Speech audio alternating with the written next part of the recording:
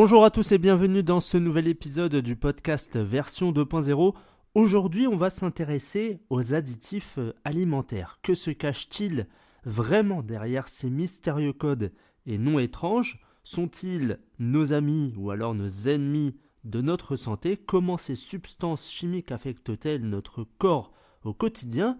Et surtout, comment pouvons-nous naviguer dans ce monde complexe pour faire des choix alimentaires éclairés ? On va voir ça juste après la courte pause. A tout de suite.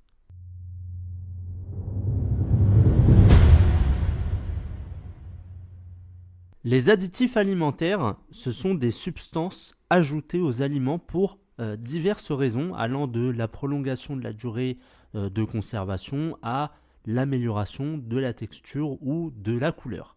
Leur utilisation, elle est répandue dans l'industrie alimentaire moderne et vous les retrouvez dans une grande variété de produits que vous consommez quotidiennement. Alors, qu'est-ce qui qualifie une substance comme additif alimentaire ? Pour être considéré comme un additif alimentaire, une substance doit remplir certaines conditions. Tout d'abord, elle doit être intentionnellement ajoutée aux aliments lors de leur fabrication, lors de leur transformation, conditionnement ou alors de leur stockage. De plus, elle doit être présente dans le produit final, même si elle ne sert plus à remplir sa fonction première. Alors, on va s'intéresser aux principales catégories d'additifs alimentaires. Les additifs alimentaires, elles sont classées en différentes catégories en fonction de leur effet sur les aliments. On a par exemple les colorants, ça on en trouve partout. Les colorants, ils sont utilisés pour donner aux aliments une couleur attrayante ou pour restaurer une couleur perdue lors du traitement. C'est le cas du E129 qui donne à vos boissons une couleur rouge bien vif. Donc quand vous avez par exemple de la grenadine, dites-vous qu'il y a ce fameux colorant qui s'appelle E129. Ensuite, on a le E102 qui là va donner à vos confiseries une couleur jaune bien pétante. Par exemple pour les bananes au niveau des bonbons ou sur les pâtisseries, etc. Vous avez le E102 qui va donner cette couleur très pétante comme par exemple le jaune. Ensuite, on a les conservateurs. Donc là, les conservateurs, ils servent à prolonger la durée de conservation des aliments. En fait, ils vont inhiber la croissance des bactéries, des levures, des moisissures ou alors d'autres micro-organismes. C'est le cas par exemple du E202 ou alors du E221. Ensuite, on a les édulcorants. Eux, ils sont ajoutés aux aliments pour leur donner une saveur sucrée sans les calories du sucre traditionnel. Et c'est le cas du E951 ou encore du E950. Ensuite, on a les exhausteurs de goût. Eux, ils vont améliorer la saveur des aliments en amplifiant ou en renforçant leur goût naturel. Et c'est le cas du E621. Et enfin, le dernier, c'est les émulsifiants. Eux, ils aident à stabiliser les mélanges d'ingrédients qui ne se mélangeraient pas naturellement, comme l'huile ou alors l'eau. Et c'est le cas du E322. Donc, maintenant, on a exploré ce qu'est un additif alimentaire et les différentes catégories dans lesquelles ils sont classés. On va plonger dans quelques exemples concrets pour mieux comprendre leur impact sur notre santé. Parce que oui, il y a effectivement un impact qui est plus ou moins important sur notre santé. On va donc refaire dans l'ordre pour les colorants, dont je vous avais parlé du E129 qui permettait finalement de donner une teinte rouge éclatante à des boissons, des confiseries, des produits de boulangerie ou qu'importe.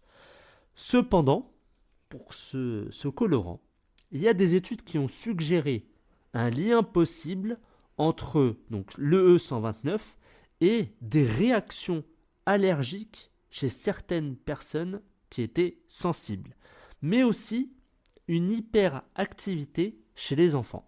Donc, c'est là où ça peut être intéressant si vous voyez que votre enfant est hyperactif ou si vous avez des réactions allergiques.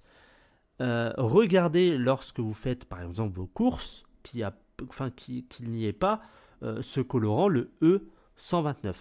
Et ça, c'est important, on va en parler après dans une autre partie.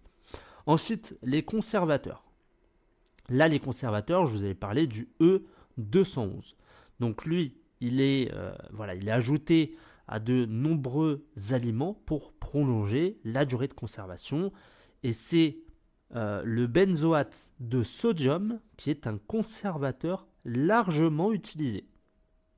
Cependant, il y a des préoccupations qui ont été soulevées quant à sa sécurité, notamment en raison de son potentiel à se transformer en benzène, qui est un composé cancérigène en présence, bien évidemment, de certaines conditions. Donc là encore, faites attention lorsque vous achetez vos aliments, vérifiez qu'il n'y ait pas le E211 qui est un conservateur, qui est le benzoate de sodium et finalement qui peut se transformer en un composé cancérigène.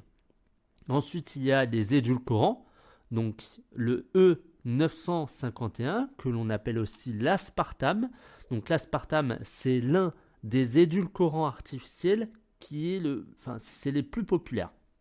Le plus populaire, qui est utilisé dans de nombreux produits sans sucre.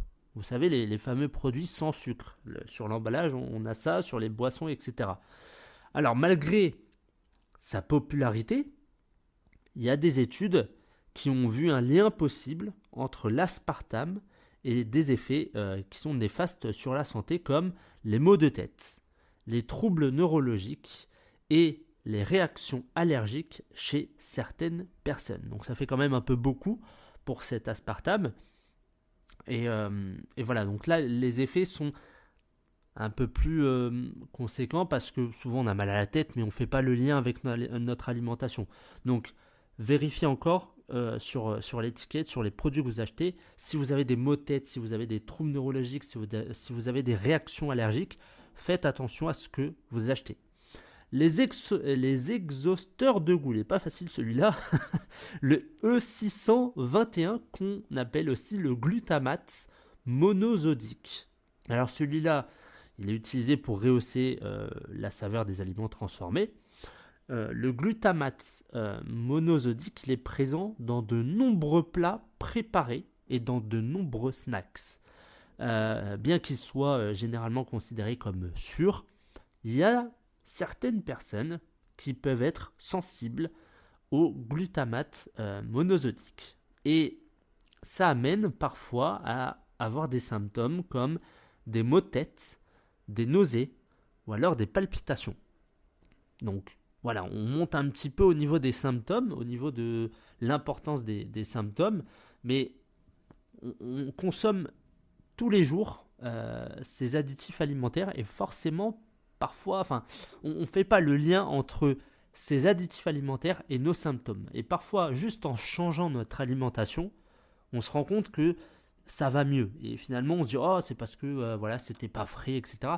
Et c'est pas forcément, il n'y a pas que ce problème-là de fraîcheur. Il y a aussi les composants qu'il y a dans l'alimentation. Donc là, par exemple, pour l'exhausteur de goût, le E621, si vous avez des maux de tête, des nausées, des palpitations, changez votre alimentation. Regardez finalement l'étiquette, comme je le dis depuis tout à l'heure. Vérifiez qu'il n'y a pas la présence de ça et essayez de changer votre alimentation pour que ce soit beaucoup plus frais et pas transformé. Ensuite, on a les émulsifiants. Donc le dernier, c'est le E322. Donc là, c'est la lécithine. Alors je crois que c'est comme ça que ça se prononce. C'est un émulsifiant qui est couramment ajouté aux aliments pour stabiliser les mélanges d'ingrédients. Alors, elle aussi, elle est considérée comme sûre. Mais il y a des préoccupations qui ont été soulevées quant à sa source. Notamment si elle est dérivée de soja, mais qui est génétiquement modifiée. Donc là, c'est les OGM. ça va avoir aussi des impacts sur votre santé.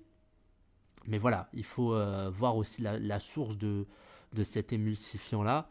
Et c'est voilà, un dérivé de soja qui est génétiquement modifié, potentiellement que vous pouvez avoir quelques conséquences sur la santé. Mais encore une fois, c'est sur le long terme. C'est-à-dire que si vous en mangez que très rarement, si vous avez toujours des produits frais qui ne sont pas transformés, il n'y a pas de danger. Mais si vous consommez des aliments gras, des aliments transformés, des plats préparés, etc., là, vous êtes sûr que vous mangez quotidiennement des additifs alimentaires.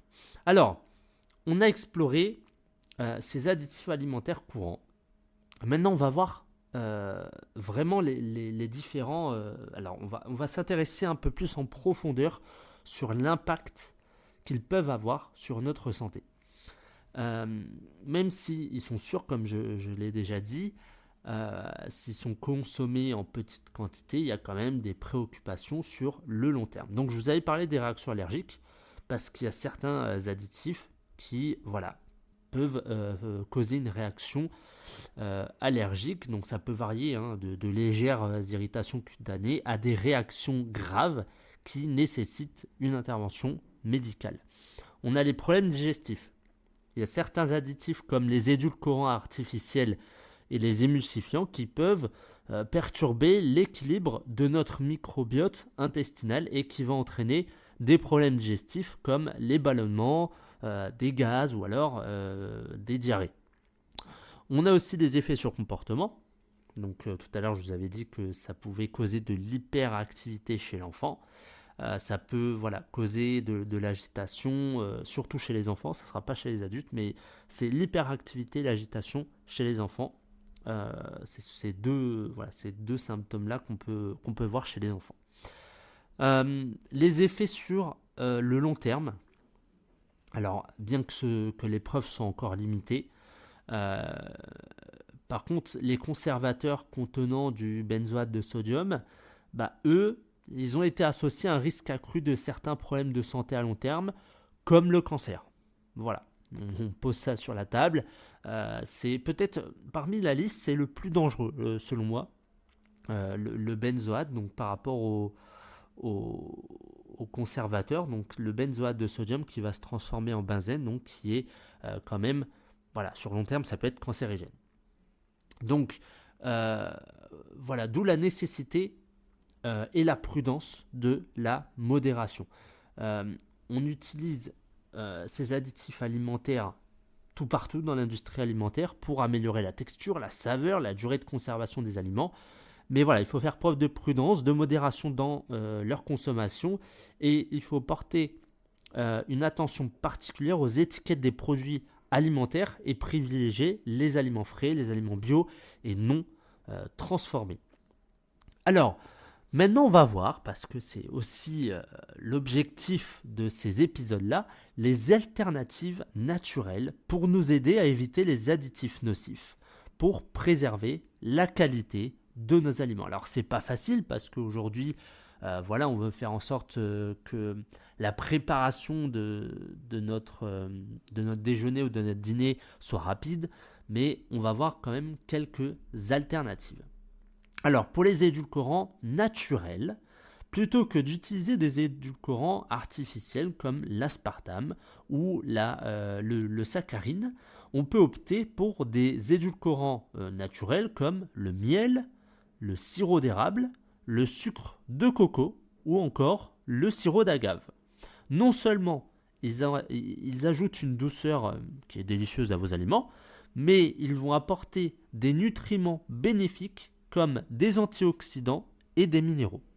Donc, je répète, on peut prendre pour les édulcorants naturels le miel, le sirop d'érable, le sucre de coco ou le sirop d'agave. Notamment d'ailleurs, lorsque vous mangez un yaourt, je ne sais pas si vous faites ça, mais probablement lorsque vous mangez les petits Suisses, les yaourts nature. Il y a beaucoup de personnes qui vont ajouter du sucre. Notamment, moi, je le faisais il y a quelques années de ça. Ça veut dire que j'aime pas manger les yaourts comme ça nature, ça n'a pas de goût. Donc, je mettais du sucre. Alors, au lieu d'ajouter du sucre, maintenant, j'ajoute du miel.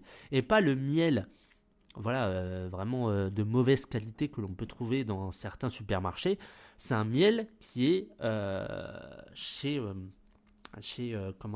un, comment ça s'appelle, le commerçant qui vend du miel, et c'est un apiculteur, je crois. Donc c'est là, le miel est de qualité, hein, il est carrément d'une bonne source, là on peut pas faire mieux, et ça apporte quand même des antioxydants. C'est sucré certes, mais c'est beaucoup plus bénéfique pour vous, pour votre santé. Ensuite, donc, le sirop d'érable, ça rejoint un petit peu le miel, le sucre de coco ou encore le sirop d'agave. Donc, préférez ces édulcorants-là qui sont naturels et qui sont quand même bénéfiques pour votre santé. Ensuite, les colorants naturels. Alors, pour donner de la couleur à vos plats, à vos boissons, on peut utiliser du jus de betterave, du curcuma, du jus de carotte ou alors du jus de baie. Non seulement ces options, elles sont sûres et sans danger pour la santé, mais elles ajoutent également des saveurs uniques et des bienfaits nutritionnels supplémentaires à votre repas. Donc préférez ça. C'est pas, moi personnellement, j'ajoute aucun colorant. Mais si vous, dans la nourriture, vous voulez mettre du colorant, préférez le jus de betterave, le curcuma, le jus de carotte ou alors le jus de baie. Ensuite, les conservateurs naturels. Pour prolonger la durée de conservation de vos aliments sans utiliser des conservateurs synthétiques, on peut et vous pouvez essayer des méthodes de conservation naturelles comme la fermentation, le séchage, la mise en conserve ou alors l'utilisation d'herbes et d'épices antimicrobiennes comme le thym, l'origan ou alors le romarin. Donc, je pense que la fermentation, ça a été prouvé, c'est quand même un mode de conservation qui est pas mal, qui est sur le long terme. Le séchage, j'en ai pas tellement entendu parler, mais c'est pareil, c'est quand même mieux que des conservateurs synthétiques. Et utiliser des herbes et des épices, comme le thym, l'origan ou le romarin, qui ont des propriétés antimicrobiennes. Et enfin, pour les émulsifiants, donc on va utiliser des émulsifiants naturels au lieu des émulsifiants synthétiques comme la lécithine qu'on a dit tout à l'heure. On va rechercher des alternatives naturelles comme la gomme de guar, la gomme xanthane ou la gélatine. Ces ingrédients, alors ils sont non seulement sûrs et sans danger pour la santé, ça on est sûr, mais ils vont aussi offrir des avantages nutritionnels supplémentaires comme les fibres alimentaires et des protéines. Donc ça c'est aussi intéressant, c'est de mettre, alors pour les deux je ne les connais pas, la gomme de guar et la gomme xanthane, je ne pense pas qu'on en trouve beaucoup en France. Alors ça peut s'acheter sur internet, le plus souvent c'est de la gélatine qu'on va pouvoir retrouver parfois dans les supermarchés, et c'est largement mieux que ces émulsifiants qui sont synthétiques, qui nous causent des problèmes de santé. Et au moins ces émulsifiants naturels nous apportent des fibres alimentaires et des protéines. Voilà pour cet épisode, on a parcouru ensemble un voyage qui était quand même fascinant à travers le monde des additifs alimentaires. On a découvert leur rôle, leurs risques et les alternatives naturelles qui peuvent nous aider à faire des choix alimentaires plus sains et plus éclairés.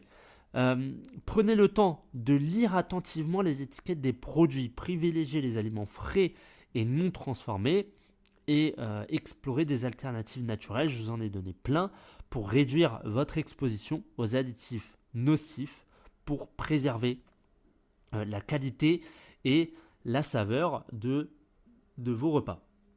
Rappelez-vous qu'une alimentation équilibrée et variée, c'est la clé d'une santé optimale. Faites preuve de prudence, de modération et de conscience dans vos choix alimentaires pour cultiver un bien-être durable pour vous et pour la planète. Restez bien à l'écoute pour plus de conseils et d'informations sur la nutrition et la santé dans nos prochains épisodes. Et en attendant, je vous encourage à continuer à explorer et à expérimenter plein de choses sur votre alimentation pour trouver ce qui fonctionne le mieux pour vous. Merci de nous avoir rejoints pour cet épisode et n'oubliez pas, chaque bouchée que nous prenons, c'est une opportunité de nourrir notre corps et notre esprit. Bonne semaine à tous.